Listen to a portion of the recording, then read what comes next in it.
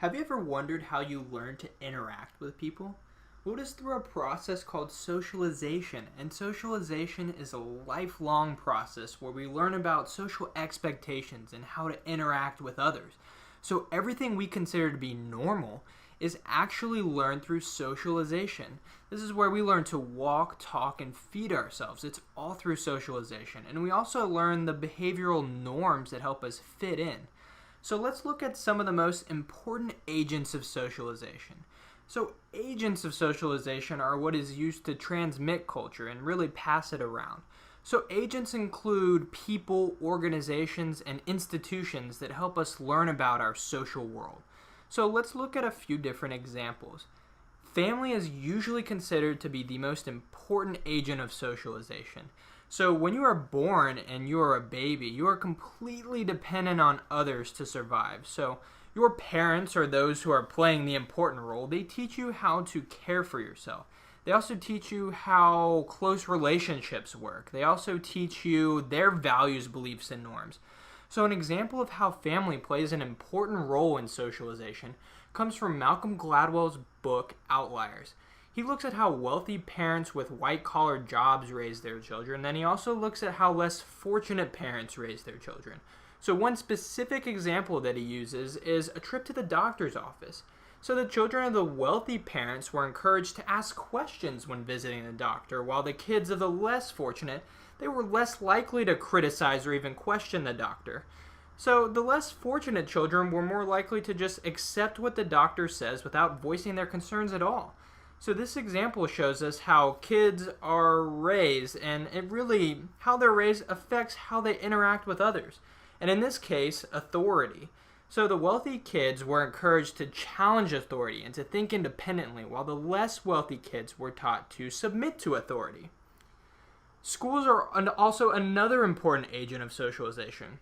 So in addition to teaching about different subjects like science and math, or the standard reading, writing, and arithmetic, schools teach life skills. So students do not just learn from their academic curriculum, but they learn social skills from interactions with teachers and other students.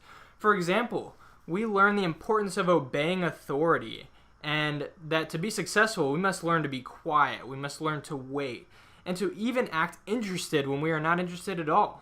So this is part of what is called the hidden curriculum, which is just standard behaviors, and they are really what is deemed acceptable, and they are subtly taught by teachers.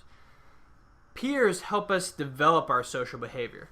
There are moments in life where our friends' values and behavior, they contradict the values of our families. So it's really up to you to decide which norms and values to keep and which to get rid of. So peer pressure is an example of how peers influence us, and many times teens are pressured to drink and to do drugs. So peers during our teenage years also influence what movies we watch or even the music we listen to. Mass media includes things like television, internet, radio, movies, books, and magazines. So when children are young, they learn things through mass media that their parents they would not even approve of. So today, children are exposed to a lot of content that is intended for mature audiences, like violent TV shows, for example.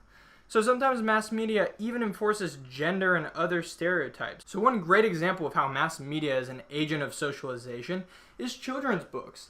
So I remember reading one called Amelia Bedelia. And in this story, Amelia Bedelia, she's a maid and she's doing a lot of different chores around the house.